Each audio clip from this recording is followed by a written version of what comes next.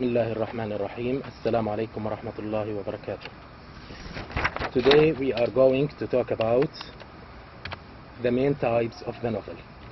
But before that, I am going to ask you some questions about the last lecture. Let's remember our topics in the last lecture. Who can tell me some topics that we have taken in last lecture? Yes. We talked about the emergence of the novel or the English novel, its definition, its features, and its purposes. Now let's have some questions on the last lecture. I will ask you the first question. Complete the following sentence. The length of a novella is, I will give you 3 choices or 4 choices. A, less than 20 or 30 pages. B, between 40 or 50 and 100. This is the second choice. The third one, more than 100. Which one is the right answer? Yes, that's right. The second choice, which is between 40 or 50 and 100. So this is about novella. Another question I will ask you. In the 18th century, which group of people were against the novel? Or we call them anti-novel. The middle class, farmers, or the upper class. Which one of these? We have 3 choices: middle class, upper class, farmers. Which one of these? Yes, that's right, the upper class. Another question. The main reason behind the rise of the novel in the 18th century. Which one of these? Growing number of poets. A. B. Growing number of population. Or political and social stability. What do you think? Again, growing number of poets, growing number of population, or political and social stability. Which one of these? Yes, that's right, political and social stability. Let's have another question about the last lecture. Also, we can ask, what are the 3 rises in the 18th century according to Ian Watts?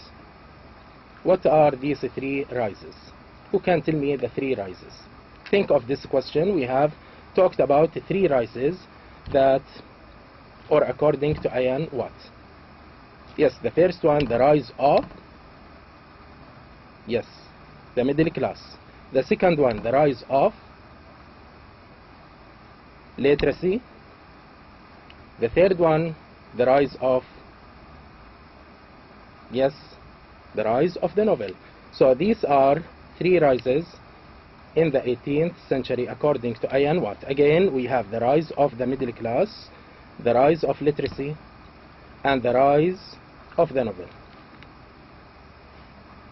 Or we can ask in another way, one rise of these appeared in the 18th century according to Ian Watt. Choose one of these. The rise of agriculture, the rise of drama, or the rise of the middle class. Which one of these? Yes, that's right, the rise of the middle class. So we don't have the other choices, the rise of drama or the rise of agriculture. Another question, what kind of writing is novel? What kind of writing is novel? I will give you 2 choices. The first one, verse or poetic. So we call novel, it is a kind of writing, or it is a poetic writing, or it is a prose writing. Which one of these? Yes, that's right, it is a prose writing. Now let's see today's lecture. Today we are going to talk about the main types of the novel. So we are not going to take all the types of the novel, but we are going to select some types of the novel. Let's see some of these types. These are the main types of the novel. We have the first one, the regional novel. Second, we have the science fiction novel. So we have science fiction. The first one again, a regional novel. The second one, science fiction. The third one, the novel of action, or sometimes we call it action novel. The fourth one, Bildungsroman novel. Fifth, we have the social novel. Also we have metafiction novel. 7, we have faction novel. 8, we have historical novel. 9, picaresque novel. 10, the letter novel. And 11, the gothic novel. So we have 11 types of novel in this lecture. We are going to talk about these novels, or the types of novels. Let's start with brief introduction. In order to approach a novel, it's very important to know its type, or a reader would fail to extract the value and pleasure from this or his reading. Therefore, it is very important to distinguish different types of the novel all over the time. There are many kinds of novels, but these are the essential ones in fiction. So these types are the most important types in novel writing. Again, in order to understand a novel, we have to know its type before we start reading this novel. These types of novels are very well established in the literary traditions of fiction. Some critics may divide novels according to time as classical, traditional. According to time, we have some classifications of novel. The first classification of novels according to time, we have classical or traditional novel, Victorian, which appeared during the Victorian age in the 19th century, and we have in this age great novelists appeared during this age. And we have modern, then we have post-modern in the 20th century and the 21st century. Another division would be according to the novel's topics. Thus, their topics would be colonial. It will talk about colonial issues. Romantic, a love story. Political, it will talk about politics and rulement in the society. Psychological, natural, etc. So according to the topics, we have colonial novels, romantic novels, political novels, psychological novels, and natural novels. Another classification would be related to gender. So we have male or female. For example, there is a feminist novel. A feminist novel which is mainly concerned with the feminine perspectives towards life and society in general. So we have feminist novel according to gender, male or female. We have feminist novel. In the following, there are the general types of the novel. Let's start with the general, or the most important types of the novel. The first one, we are going to talk about the regional novel. The regional novel contains a lot of attention on a particular geographical region. A regional novelist writes a number of novels including the same region, so we have the same place in all his novels. So we have a number of novels including the same region, as in the case of Thomas Hardy's Wessex. So we can see this place or this setting according to place We can see Wessex in all Hardy's or almost all his novels. We can see Wessex in his novels. Wessex is used to describe the southwest region of England. Some critics see such regional novels as a target for regional readers, not universal readers. So this is a kind of shortcoming. According to some critics, they see such regional novels as a target for regional readers, not universal readers. They think that it is a shortcoming. The main concerns of such novel are traditions, lifestyle, and communication in a region. Example, we have one example on each type, and especially the first novel in each type. So we are going to take the first novel in each type. For example, in the regional novel, we have Thomas Hardy's The Return of the Native, which is written or was written in 1878. So this is the first regional novel. The second type, we have the science fiction novel. Some critics describe this kind of novel as fantastic fiction. It contains scientific setting which is related to advanced technology and usually set in the future. Science fiction novels, actions and settings are conceivable but not actual.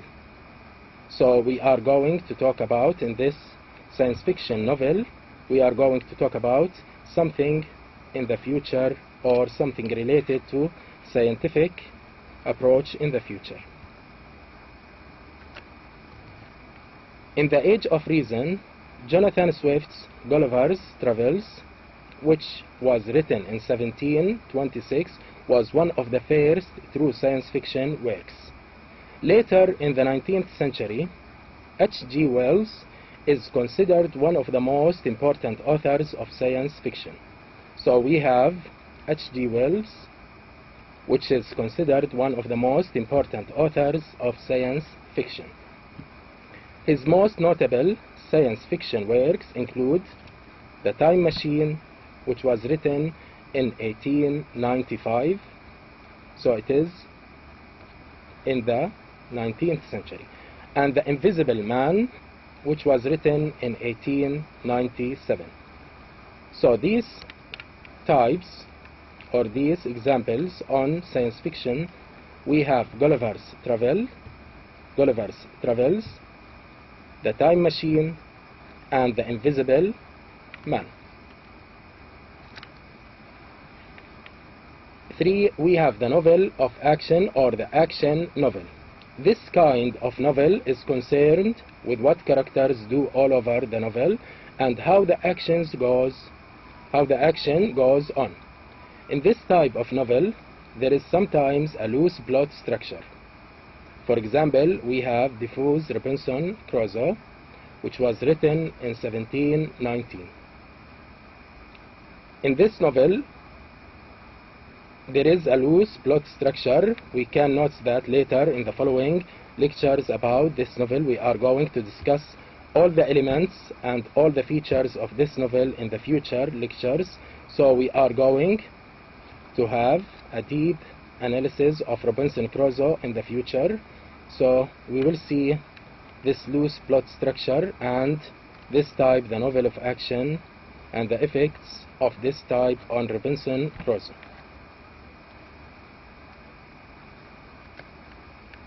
4. We have Fielding's Roman novel. It's also called novel of education. So we can say novel of education or Fielding's Roman novel. This name is related to German, so it's not an English word, Fielding's Roman, it is a German. It refers to that novel which follows the development and cultivation of a young protagonist from his childhood through adulthood till his maturity. So we follow the protagonist of this novel during all the stages of his life, from childhood to maturity. The most important features of this kind of novel, we have the most important characteristics or features of this novel. We have the first one, formation of a single main character. So we are going to talk about, if we have a Bildungsroman novel, formation of a single main character, a young man or a young woman. The second feature, individualism. There is a deep outlook towards the private life and thoughts of this character. Individualism is very important in novel in general. Individualism in this type, there is a deep outlook towards the private life and thoughts of this character. This character, as we said, he is the protagonist of the novel, so we are going to see his individualism in this novel. The third one, we have determination. There is a positive attitude towards life. So the protagonist is determined to achieve his goals during this novel. 4. The ideal of humanity, which leads to a full realization of all human potential as the main goal of life. So thus we have ideal humanity, which leads to a full realization of all human potential as the main goal of life. And we have one example about Bildungsroman. We have film Meester's Apprenticeship, which was written in 1795 by Goethe. It was translated by Thomas Carlyle. It is a novel of education. 5. We have the social novel. It is also known as a social problem novel. It is a reaction against the rapid industrialization and its effects on social, economic, and political issues. So again, it is also known as social problem novel. So this type, again, it is called with another name, either the social novel or the social problem novel. It is a reaction against the rapid industrialization and its effects on social, economic, and political issues. So it's a reaction to industrial life. It is a reflection of the abuses of industry against the poor who gain nothing from the growing economy. So this kind of novel focuses on the social problem, and we have something about industrialization. So we have against industrialization. An example of this kind of novel is Dickens' Oliver Twist, which was written in 1837. Dickens wrote about London life and the poor. And we have another example, A Christmas Carol, which was written in 1843.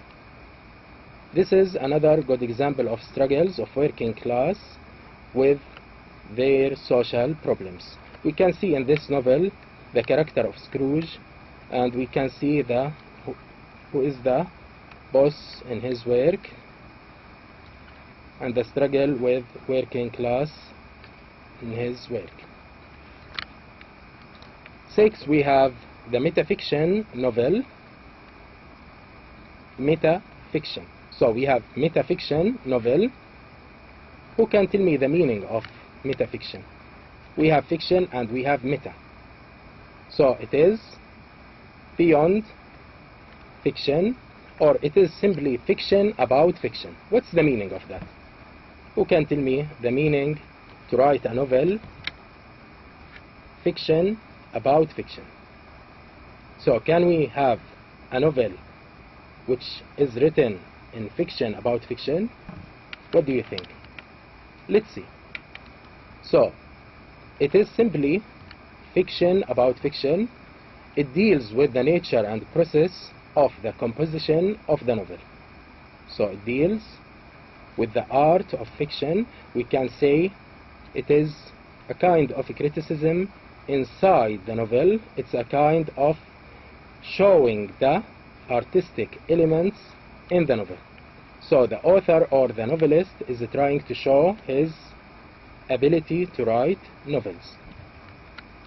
The English father of metafiction, Lawrence Sterne, in his novel Tristram Shandy, which was written in 1760, we can see some of his comments during his writing. We can see that he directs his readers to turn back several pages to read a passage. So he will ask his readers to go back and see the element in his novel, or to see some quotation in order to focus on artistic feature in his novel. So we can see in the novel, please go back several pages, go back to page 122 and see the third paragraph, which focuses on the ironic language of this character.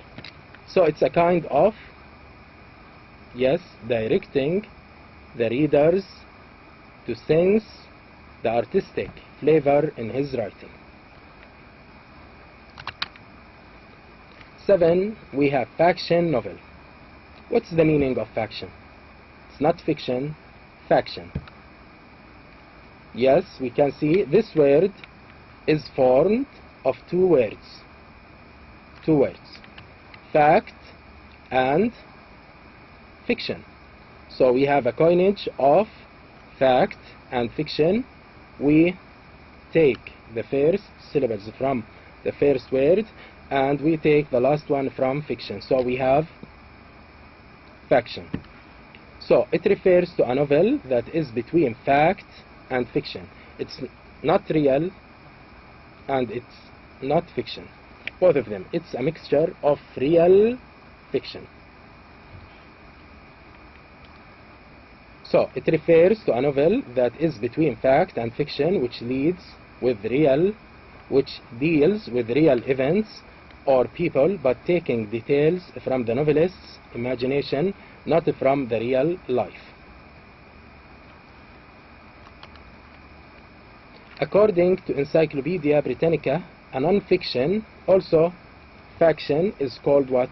Non-fiction. Sometimes we can see another name for this kind. So we have faction or non-fiction. According to Encyclopedia Britannica, a non-fiction novel is a story of actual people and actual events told with the dramatic techniques of a novel. So again, we have, according to Britannica, Encyclopedia Britannica, we have what? Actual people and actual events. But we have dramatic techniques of the novel. The American novelist Truman Capote claimed to have invented this genre with his book In Cold Blood. So this is the first novel which is written in faction.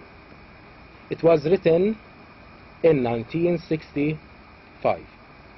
So it was written in the 20th century. 8. We have the historical novel. It is a novel that sets its events and characters in such a well-defined historical context. It includes convincing detailed description of manners, buildings, etc. So again, we have a difference between historical novel and faction novel. Who can tell me the difference? Look at it again. That sets its events and characters in such a well-defined historical context. We have the context, or the historical context is real. We are going, for example, to talk about Georgian age, Victorian age, or we can take the context from another historical period and we put our characters, our plot, our theme in this setting. It includes convincing detailed description of manners, buildings, etc. It gives a sense of historical authenticity. So it will seem as a real story about life. Example: Sir Walter Scott was a successful British novelist and the greatest single influence on fiction in the 19th century. He established the historical novel through his Waverley novels. He wrote historical novels about Middle Ages and about the Lowlanders and Highlanders. So the historical context is what? Middle age. So we have historical context, which is the historical age. His most famous novels are Waverley, which was written in 1814, and another one, Antigone, which was written in 1816.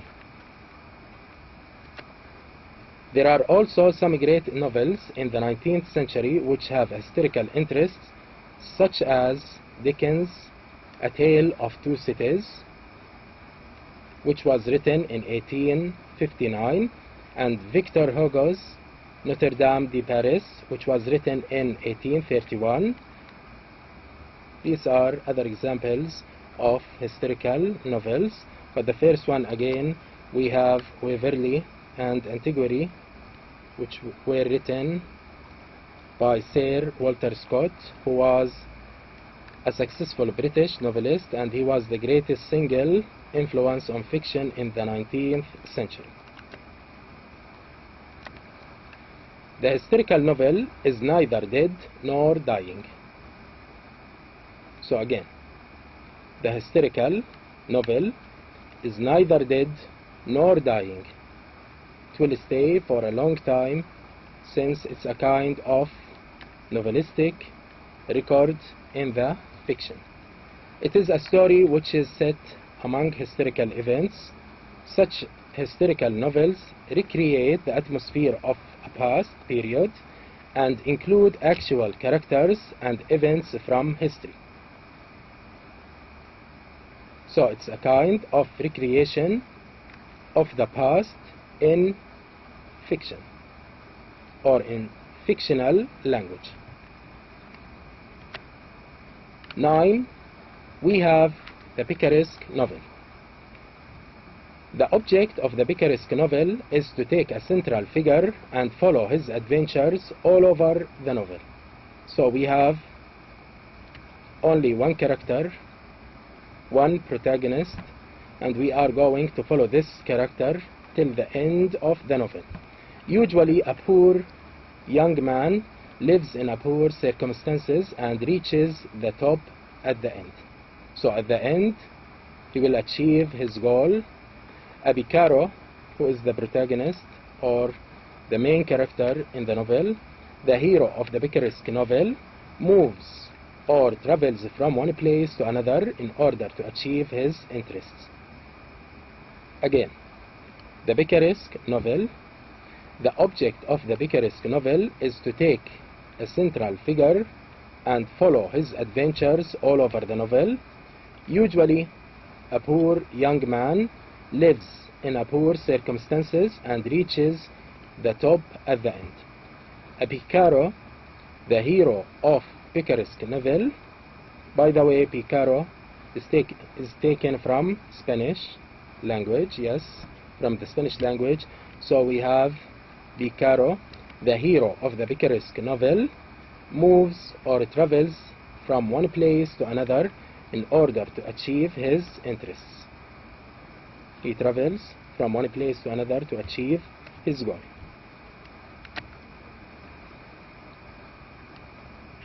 Travel was the chief means of becoming acquainted with the social life of the 18th century. If we go back to the 19th, 18th century, we will sense that it was very difficult to travel from one country or from one continent to another. It was a challenging experience. Success is the chief means nowadays. Nowadays we can sense to be a successful person is a challenge. Travel was a challenge in the 18th and 19th centuries. Few people could travel at that time. Also, success in the present time needs great efforts. Therefore, a man who traveled or succeeded will try to convey his experiences. Novelists make use of these experiences in their novels. You can sense that almost all old novels took travel as a main concern in their novels. Example, we have Henry Fielding's Joseph Andrews, which was written in 1742. This novel is considered a picaresque novel. So, as example, we can take Fielding's Joseph Andrews as a picaresque novel. 10. The letter novel, epistolary novel. This kind of novel is written, so we have two names for this novel. We have letter novel or epistolary novel. We have two names. This kind of novel is written in the form of letters from one character or more. So we have, again, this kind of novel is written in the form of letters from one character to another, or from two or more characters to other characters. During the narration of the novel, there is an exchange of letters. For example, we have Richardson's Pamela, which was written in 1740. 11. The Gothic novel. This kind of novel usually contains frightening castles. So it's a frightening novel. Frightening castles, graveyards, and such terrifying places. Again, this kind of novel usually contains frightening castles, graveyards, and such terrifying places. Even the characters in this kind of novel are strange and frightening.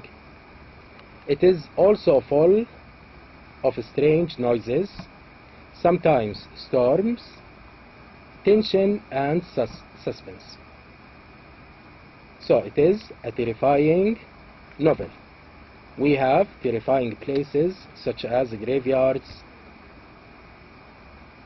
terrifying castles, and we have also strange characters, terrifying characters, frightening characters, strange noises, sometimes storms.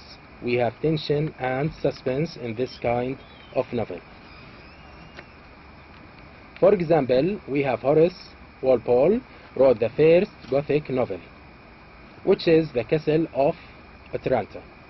So as example of Gothic novel, we have The Castle of Otranto, which was written in 1764. Mary Shelley's novel Frankenstein, which was written in 1818, was a very important Gothic novel. Two examples of Gothic novel, we have The Castle of Otranto and we have Frankenstein.